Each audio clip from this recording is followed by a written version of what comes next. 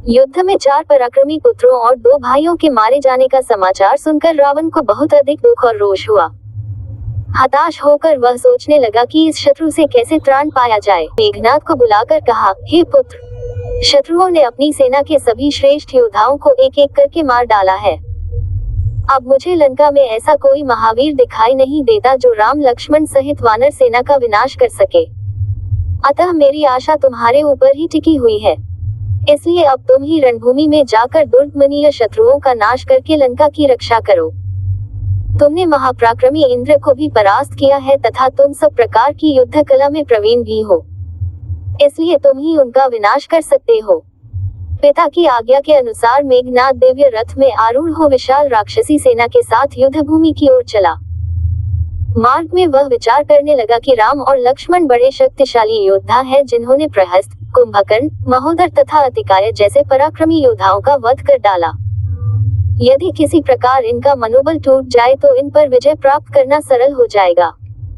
इस प्रकार विचार करते हुए उसके मस्तिष्क में एक युक्ति आई। उसने अपनी माया के बल से सीता की आकृति का निर्माण किया और उसे रथ में रख लिया। इसके पश्चात वह सिंह गर्जना करता हुआ वानर सेना के सम्मुख जा पहुंचा। मेघनाद सहित शत्रु सेना को सामने देखकर वानर शिला और वृक्ष लेकर उस पर टूट पड़े। हनुमान भी एक भारी शिला उखाड़कर मेघनाद पर झपटे, परंतु रथ में दीन मलिन दुर्बल सीता को देखकर ठिठक गए। फिर उन्होंने सीता को बचाकर मेघनाद पर वार करना आरंभ कर दिया। हनुमान को लगातार अने ऊपर वार करते देख वह एक हाथ से तलवार खींचकर दूसरे हाथ से माया निर्मित सीता के केश पकड़ उसे झकझोरने लगा। सीता की यह दुर्दशा देखकर क्रोध और संताप से विदीर्ण हुए पनव पुत्र बोले, अरे नीच, ब्राह्मण की संतान होते हुए तुझे स्त्री पर हाथ उठाते लज्जा नहीं आती। धिक्कार है तेरी बुद्धि और बल पर। एक अबला को मारकर अपनी वीरता को कलंकित करते हुए तुझे संकोच नहीं होता। रे दुष्ट, तू जानकी की हत्या करके कभी जीवित नहीं बच सकेगा। इतना कहकर हनुमान और वानर सेना पत्थर बरसाते हुए उसे मारने के लिए दौड़े, किंतु मेघनाद और उसके सैनिकों ने उन्हें रथ तक नहीं पहुंचने दिया। उनके सारे प्रयत्नों को निष्फल कर दिया। तब घोर गर्जना करता हुआ मेघनाद बोला, हनुमान, स्त्री पर हाथ डालना यद्यपि धर्म के विरुद्ध है, किंतु शत्रु को प्रत्येक प्रकार से पीड़ा पहुंचाना नीति के विरुद्ध नहीं है। इसलिए तेरे सामने ही मैं सीता का वध करूंगा। सीता ही सारे दुखों की जड़ है। उसके मरने के बाद ही लंका में सुख शांति स्थापित होगी।